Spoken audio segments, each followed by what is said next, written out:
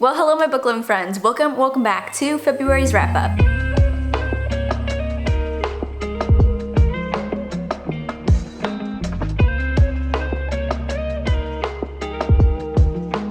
I could have sworn I read fewer books this month, but unless Goodreads is wrong, and I doubt it, I did get to 8 books, even though February is the shortest month of the year. I love Goodreads, but I'm taking a UX design course right now, and the more I use Goodreads, the more I'm like, dang, this interface seriously needs some help. You would think the parent company of Goodreads, Amazon, a website known to have a well-designed interface, would own an app that is more complex. Maybe something's in the work, but I digress. I've not had such a great reading month in so long, and even though this is my February wrap-up, I've already read some bangers in March. So I've just been discovering all these new all-time favorite books lately that I'm just so giddy over and can't wait to share with you all. I also did get to the 2 books this past month, which I've been saving for Valentine's season. So I think February was pretty successful. I'm glad I didn't let myself down. For once at least. I'm just kidding.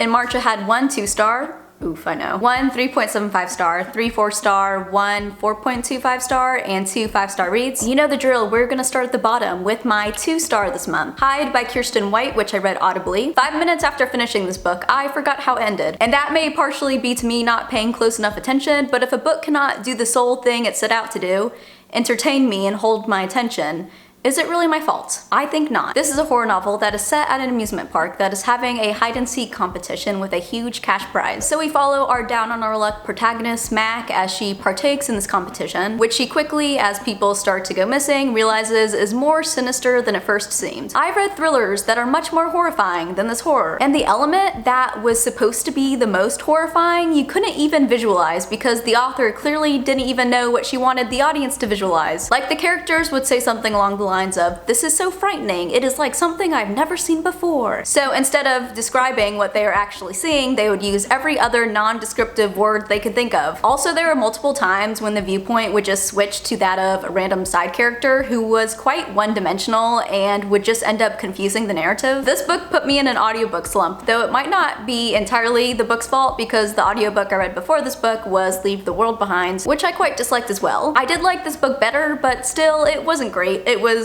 more so boring. My 3.75 star was Sharp Objects by Gillian Flynn, something like that, which was the book my friend Shreya sent me for our February book swap. And this is a book I had always had in the back of my mind that I knew I wanted to read at some point, but I thought that the time would come after reading Gone Girl, which everyone and their mom has already read. Not me and my mom. I actually did ask her. She hasn't read that book yet. So I still need to read that book sometime, as it's like a classic now in the thriller genre. This book, though, was good.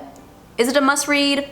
Personally, I don't think so. This thriller follows Camille, a reporter who returns back to her hometown to investigate the murder of 2 preteen girls, whose state, when found, I will just say is very unnatural. And as Camille digs deeper into what happened, she also has to confront her own past, which has caused her to avoid her hometown for a good chunk of her life. The first thing I disliked was how slow the character development was, and our main character was really interesting, so I would have liked it if we got to know her a bit more and dive into her psyche a little earlier on so that we could get invested into the story. I did think that this book did a good job at taking a classic missing girl story and including some more unique elements to make the story more interesting. The dark, mysterious atmosphere in here was also impeccable, and I really appreciated the commentary on societal views of women, but plot-wise, it was predictable. The foreshadowing in this book was way too obvious. There's a difference between leading readers in a certain direction so that the big twist is more shocking, and leading readers in a direction while also including obvious signs that something else is going on entirely. This is a thriller that I don't regret reading, but I also wouldn't regret not reading it. The Honey Don't List by Christina Lauren I gave 4 stars, and was really cute. You can probably discern from the cover that this is one of the books I've been saving for February. Christina Lauren know how to write books that are swoony, funny, and keep you hooked in. In this novel, we follow Carrie, an assistant to the Tripps, 2 home remodeling gurus. Think like Chip and Jonah Gaines from Fixer Upper, but the Tripps' actual relationship is a lot different from their on-screen cheery persona. And with a book tour coming up for the Tripps' marriage advice book.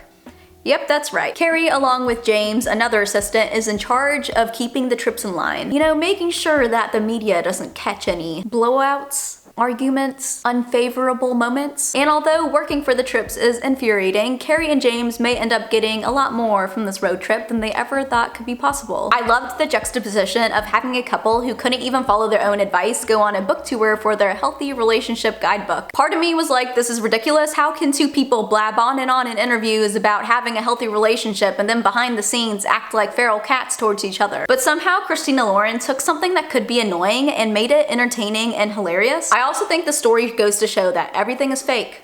People in the media only show you what they want you to see, and that is ever evident by the trips. I think we need to take a quick second to talk about page 118. If you own this book, get out your copy. Carrie just thinks, mid-conversation. When he grins wolfishly, I am reminded that he has lovely white teeth, but very sharp and oddly seductive canines. They change his face from nerdy serious to sexy devious.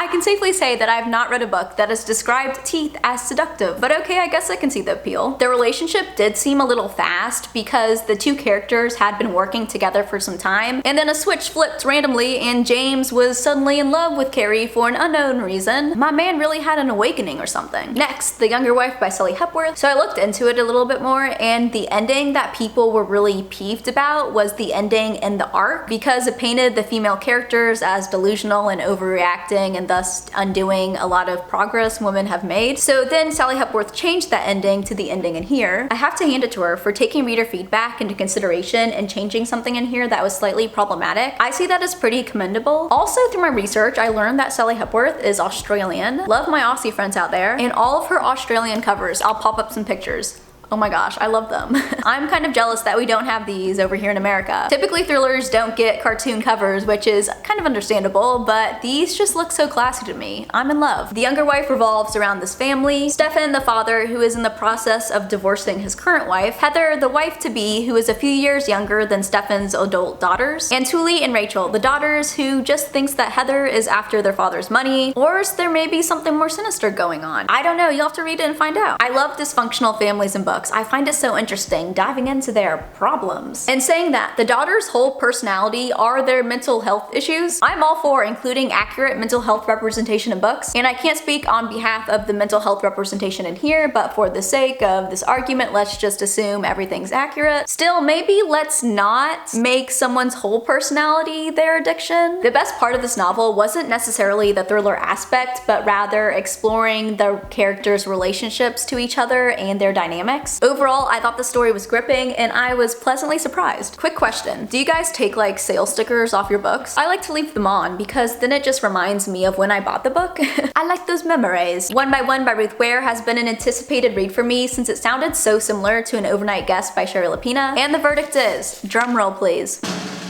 The Overnight Guest is better. But I still really enjoyed this novel. This thriller is set at a rustic ski chalet that is hosting a tech company for the upcoming week, and right off the bat you can tell that the coworkers' dynamic is a bit rocky. But after an avalanche traps the guest in the chalet, the retreat meant to promote mindfulness and collaboration suddenly turns into a retreat where the guests are getting picked off one by one. Okay, this one was predictable, but the ride was fun. I was having fun reading, the characters were having fun skiing.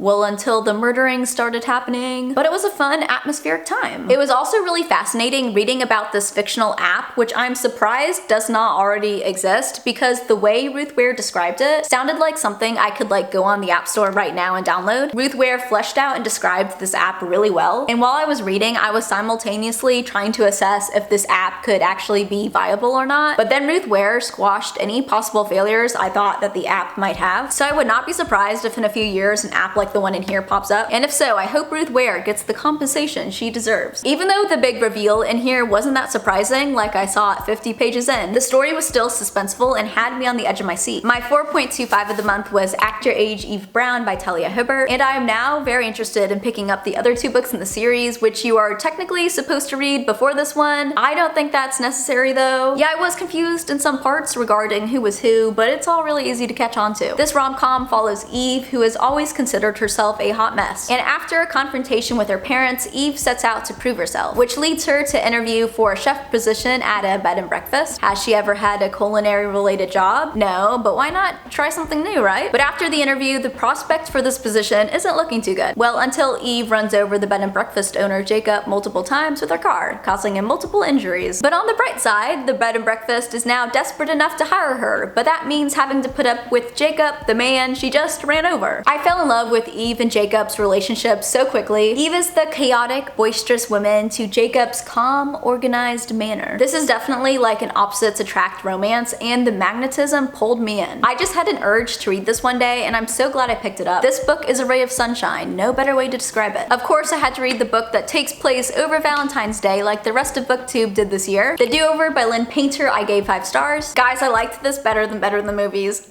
I hate saying that because I really did enjoy Better Than the Movies. It's a 5-star read for me too, but this one though, I guess felt a little more unique to me. The concept of Better Than the Movies is basically the most cliche, perfect romance, but this one follows this girl Emily who keeps repeating Valentine's Day over and over, and thus she has to keep repeating having her car breaking down, catching her cheating boyfriend, and dealing with the enigmatic Nick. Like, I've never read or watched a concept like that. Well, besides Groundhog's Day, but a Valentine's Day Groundhog's Day, never heard of her. It was so fun and chaotic reading about all the different ways Emily tried approaching the day to get it to stop repeating itself. And I loved how our 2 love interests, even before they got into a relationship, you could tell that the friendship between them was so prominent. It just leapt off the page. So far, it seems like all of Lynn Painter's YA romances just keep getting better and better, and I am here for it and then some. And then lastly, I rated Ready Player One by Ernest Klein 5 stars. I am just as shocked as you are. I went into this seriously thinking that at best it was going to be like a 4-star read, but after finishing the book, I closed it and was like, this deserves nothing but 5 stars. This is a science fiction novel that is set in the year 2044, and let me tell you, this version of Earth has really gone downhill. So much so that people now live in these trailers where, to maximize space, they are stacked on top of each other, kind of like how you can see on the cover here. So you know, life in here is not